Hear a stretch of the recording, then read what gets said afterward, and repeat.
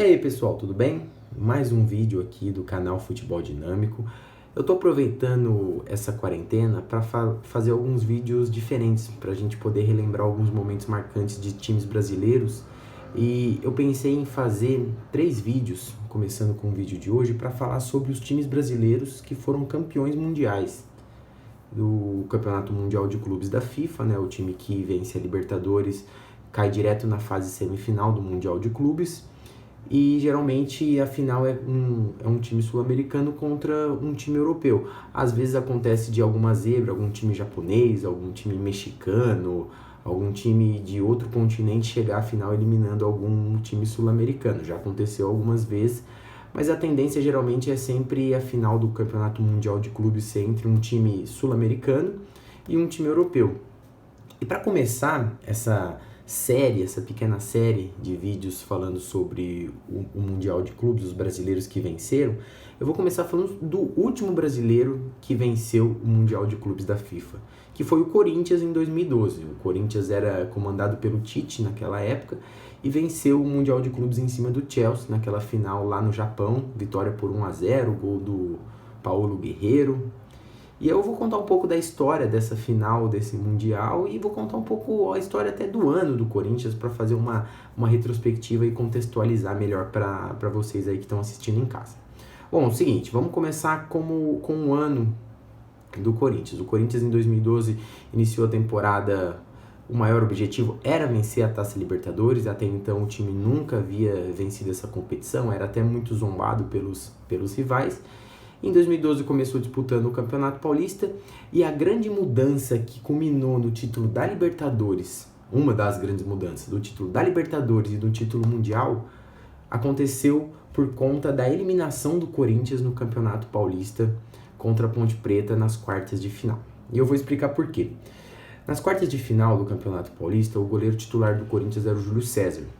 Naquela partida contra a Ponte Preta, era um novo formato que a Federação Paulista estava adotando no campeonato para que os times se enfrentassem nas quartas de final em jogo único. Quem tinha tido campanha melhor na primeira fase jogava em casa e decidiria essa partida em casa, mas era um jogo só. O Corinthians enfrentou nas quartas de final a Ponte Preta. E o goleiro titular do Corinthians naquela época era o Júlio César. O Júlio César falhou em 2 gols do Corinthians, e o que acabou culminando na eliminação do time precocemente nas quartas de final do Campeonato Paulista. O jogo foi no Pacaembu, o mando era do Corinthians, o Corinthians ainda não tinha a Arena Corinthians, né? Ainda estava sendo construída naquela época para a Copa do Mundo. E naquele jogo o Júlio César falhou em 2 gols do Corinthians, e na partida seguinte era a partida das oitavas de final da Taça Libertadores contra o Emelec, lá no Equador. O Júlio César a torcida já pegava no pé do Júlio César, mas ele tinha sido campeão brasileiro em 2011, tinha feito uma boa temporada, mas em 2012 falhou e o Tite foi crucial em tirar o goleiro e colocar o Cássio, que tinha acabado de vir da Holanda, do PSV da Holanda, nunca tinha jogado com a camisa do Corinthians e estreou logo nas oitavas de final da Libertadores contra o Emelec fora de casa lá no Equador. Essa partida foi 0-0, um jogo onde o Corinthians levou muita pressão do time equatoriano, mas graças ao Cássio conseguiu segurar o 0-0 e decidir a vaga em São Paulo, no Pacaembu, na semana seguinte. Na semana seguinte, o Corinthians venceu por 3-0 o Emelec e se classificou para as quartas de final. Mas o grande personagem dessas oitavas de final acabou sendo o Cássio, assim como ele foi o grande personagem nas quartas de final. Nas quartas de final, o Corinthians enfrentou o Vasco, empatou 0-0 a primeira partida lá no Rio de Janeiro e venceu por 1-0 com o gol do Paulinho no Pacaembu, no jogo da volta. Mas lembrando que essa partida contra o Vasco, o Diego Souza teve aquela chance num contra-ataque no segundo tempo em que o Cássio defendeu aquela defesa espetacular que todo corintiano lembra. E depois o Paulinho fez o gol que levou o Corinthians até a semifinal. Na semifinal, o Corinthians enfrentou o Santos, venceu a primeira partida por 1-0 lá na Vila Belmiro, o Santos do Neymar, do Ganso. E na segunda partida empatou em 1-1 no Pacaembu, se classificando para a final. E na grande final venceu o Boca Juniors. Primeiro jogo lá na Argentina, empate em 1-1, aquele gol histórico do Romarinho no final do jogo, empatando a partida, aquela cavadinha em plena Bombonera. E na segunda partida brilhou a estrela do Emerson Sheik, que marcou 2 gols e garantiu o primeiro título da Libertadores na história do Corinthians. O Corinthians já tinha um Mundial conquistado em 2000, né, quando a FIFA adotou um novo formato, então ele tinha um Mundial e uma Libertadores e disputaria o seu segundo Mundial. Dessa vez, enfrentando possivelmente o Chelsea, que tinha sido campeão da UEFA Champions League naquela temporada, em cima do Bayern de Munique, lá na Alemanha. O Corinthians, na verdade, nas semifinais, ele venceu o Al Hilal, eu até anotei aqui, o Al Ahly, por 1-0, gol marcado pelo Guerreiro, inclusive quem deu o passe para aquele gol foi o Douglas. Só que o Douglas, por opção técnica, o Tite acabou tirando o Douglas da final e colocou o Jorge Henrique por opção técnica e tática na época. Ele disse que o Jorge Henrique cumpria um papel tático mais importante que o Douglas, mesmo o Douglas tendo dado o passe para o gol do Guerreiro na primeira partida do Mundial, na semifinal, né, contra o Al Ahly. Beleza, passou tudo isso, o Corinthians enfrentou o Chelsea. A grande diferença que eu vejo desse time do Corinthians, que enfrentou um time europeu, pro São Paulo de 2005, que enfrentou o Liverpool, pro Internacional de 2006, que enfrentou o Barcelona, pro Santos, que enfrentou o Barcelona também em 2011, e recentemente agora o Flamengo, que enfrentou o Liverpool. De todos esses brasileiros que jogaram o Mundial, alguns venceram, outros não, o Corinthians foi o que teve o melhor desempenho em campo. E não é só por causa da vitória, porque o São Paulo e o Barcelona, e o São Paulo e o Internacional também venceram o Mundial em 2005 e 2006.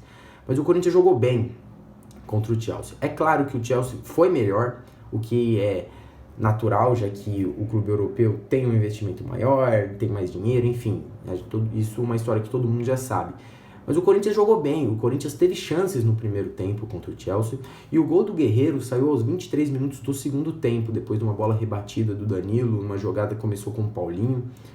Só que antes daquele gol, fazia 5, 6 minutos, já que o Corinthians já estava pressionando o Chelsea, já tinha tido oportunidades, o Paulinho tinha batido uma bola para fora.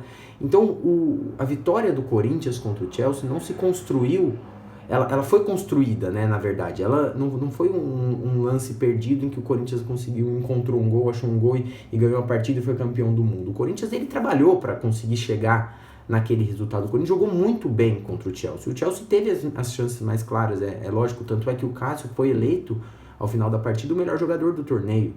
Porque o Cássio fez 3, 4 defesas espetaculares. Garantiu mais uma vez um título pro Corinthians, teve uma participação enorme. E tudo começou naquela partida contra a Ponte Preta pelo Campeonato Paulista, nas quartas de final, onde o Júlio César falhou e o Tite foi lá e colocou o Cássio. E depois daquilo, o Cássio foi fundamental contra o Emelec, contra o Vasco, contra o Santos e contra o Boca também, não de forma tão grande quanto nessas outras partidas, e na final do Mundial contra o Chelsea. Essa foi a grande sacada do Corinthians, que começou lá no começo da temporada, quando o Tite resolveu trocar os goleiros por conta de uma falha do Júlio César. Outro detalhe que é importante a gente falar: o Chelsea, que disputou a final do Mundial contra o Corinthians, é um time completamente diferente do Chelsea que enfrentou o Bayern de Munique. Pra gente ser bem sincero, foi um título muito estranho da Champions League do Chelsea. O Chelsea era o azarão, era uma zebra naquela Champions League. Eliminou o Barcelona, que vinha jogando muita bola, venceu o Barcelona por 1-0 na Inglaterra nas semifinais, e na volta empatou 2-2 lá no Camp Nou. E na final contra o Bayern de Munique conseguiu fazer o gol de empate com o Drogba nos acréscimos e venceu a partida nos pênaltis. Quem deveria ter sido campeão naquela UEFA Champions League daquele ano de 2012 era ou o Chelsea, ou o Barcelona, ou o Bayern de Munique, pelo futebol jogado. O Chelsea teve todos os méritos de jogar daquela maneira e conseguir vencer, conseguir passar por 2 grandes clubes e chegar até o Mundial. Não é demérito nenhuma a maneira como o Chelsea joga, mas tenho certeza para que quem não torce para o Chelsea gostaria de ter visto ou o Barcelona ou o Bayern de Munique campeão daquela UEFA Champions League, pela maneira em que esses dois times jogavam um futebol muito diferente do time inglês. Outro detalhe, o time era, que eu já falei, o time era completamente outro. Para você ter uma noção, alguns jogadores que estavam na final da UEFA Champions League pelo Chelsea não estavam no Mundial. O Bocingo, lateral direito, Bertrand, volante, Mikel, volante, Kalou, volante, Drogba, que foi o grande destaque do título da UEFA Champions League, já não estava mais no Chelsea, e o próprio técnico Roberto Di Matteo, que foi campeão da UEFA Champions League, mas não continuou depois. O técnico era o Rafa Benítez. Aí você fala, tá, mas e o Corinthians, o time era o mesmo? Também não era o mesmo.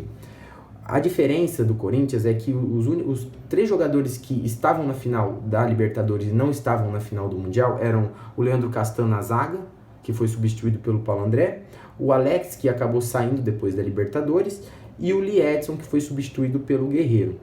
O que a gente pode tirar de conclusão, analisando as 2 escalações, do Chelsea na final da UEFA Champions League, e o Corinthians na final da Libertadores, é que o time do Corinthians se mexeu muito pouco e as peças que entraram foram muito bem. Por exemplo, a troca do Lee Edson pelo Guerreiro foi benéfica para o Corinthians. O Corinthians melhorou depois que o Guerreiro entrou, depois que o Guerreiro voltou, o Guerreiro chegou até o clube, no lugar do Lee Edson. O Alex foi uma perda considerável, mas mesmo assim os jogadores que estavam ali conseguiram suprir. E a troca do Leandro Castan pelo Paulo André, na minha visão, não é... acaba trocando 2 jogadores muito parecidos e o que acabou não comprometendo em nada. Já o Chelsea é completamente diferente. Se você for olhar o lado direito do Chelsea, que foi o lado direito inteiro do Chelsea que jogou a final do Mundial de Clubes, era o Ivanovic e o Moses. Nenhum dos dois jogaram a final da UEFA Champions League, então era um time muito diferente. Não estou dizendo que é demérito do Corinthians. O Corinthians estava lá, venceu, jogou muito bem e merecidamente foi campeão mundial. Foi o último brasileiro campeão mundial de clubes. Faz tempo que nenhum brasileiro consegue vencer. Então eu decidi começar essa minissérie fazendo algumas retrospectivas desses clubes brasileiros que estiveram disputando a final do Mundial de Clubes. Eu espero que vocês tenham gostado, aproveitando que a gente viu o futebol tá parado durante essa pandemia, todo mundo em casa, de quarentena, e a gente relembra alguns momentos importantes do futebol brasileiro, especialmente para o torcedor corintiano.